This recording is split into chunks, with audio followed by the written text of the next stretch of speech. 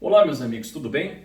Eu falei ontem nos stories sobre a necessidade de se tornar um especialista no mercado da advocacia, caso você tenha interesse de ter sucesso. Isso porque os teus clientes não estão interessados em que você saiba de tudo, mas que você saiba muito de determinado assunto. Inclusive, os teus melhores clientes não têm interesse que você seja um generalista, mas que você, de fato, faça bem determinada coisa.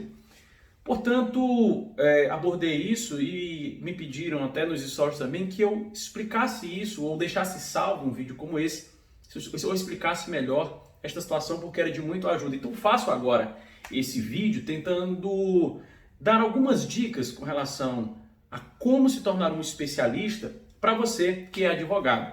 E eu vou aqui até me utilizar da experiência pessoal. Pois bem, no que diz respeito à advocacia criminal, é importante que você olhe para trás, ou seja, olhe no retrovisor e olhe para os fundamentos do direito penal e do direito processual penal. Não se admite um advogado criminalista que não tenha uma noção de razoável para boa sobre, por exemplo, a teoria do crime. Se ele não consegue explicar para alguém o que é o crime no seu conceito analítico, como fato típico, antijurídico e culpável, esse advogado provavelmente não será um advogado de muita confiança. Se ele, por exemplo, não consegue também falar dos fundamentos do processo penal de uma maneira simples, sem pestanejar, sem se embaraçar, esse advogado também não é digno de confiança.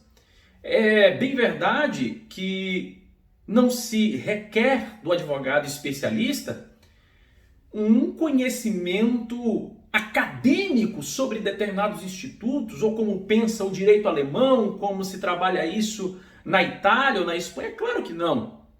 Porque a advocacia, ela diz respeito à praxis do conhecimento. E muitas vezes podemos estar longe dessas discussões teóricas. Mas é necessário que você saiba disso. E isso vai te dar um aporte de conhecimento que você se sentirá à vontade para adquirir conhecimentos mais profundos quando a oportunidade vier.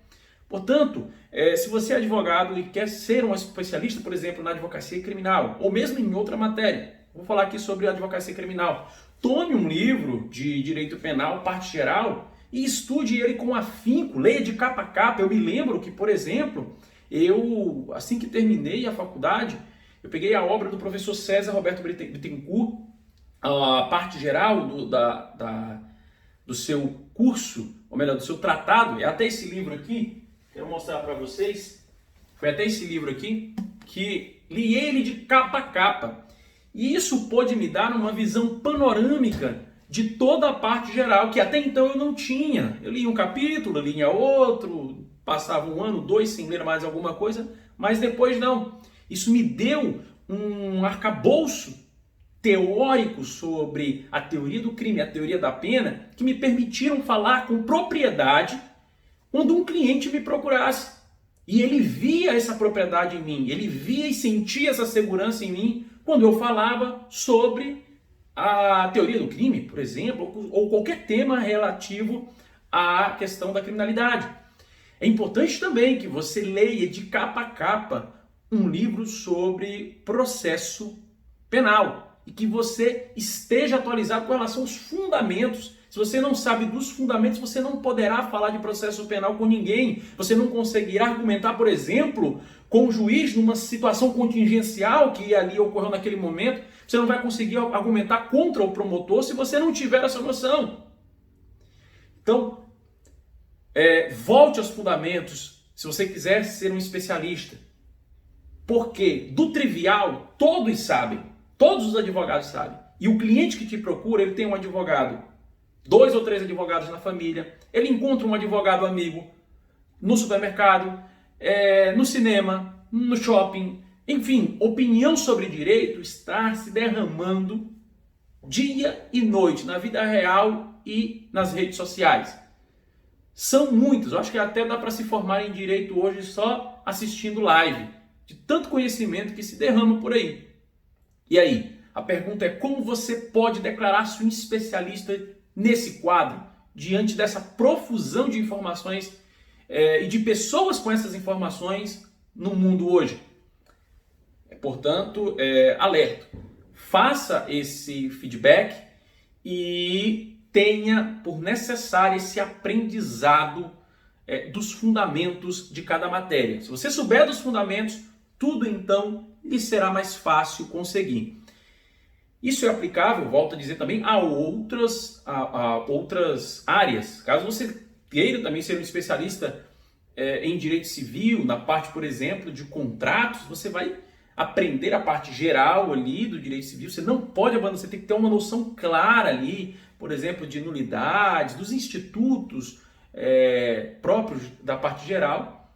E se você tiver, você terá mais facilidade para adquirir conhecimento mais específico, para você então fazer da sua advocacia uma advocacia mais específica, mais direcionada a uma matéria, a um ponto, a um problema da vida, tá certo?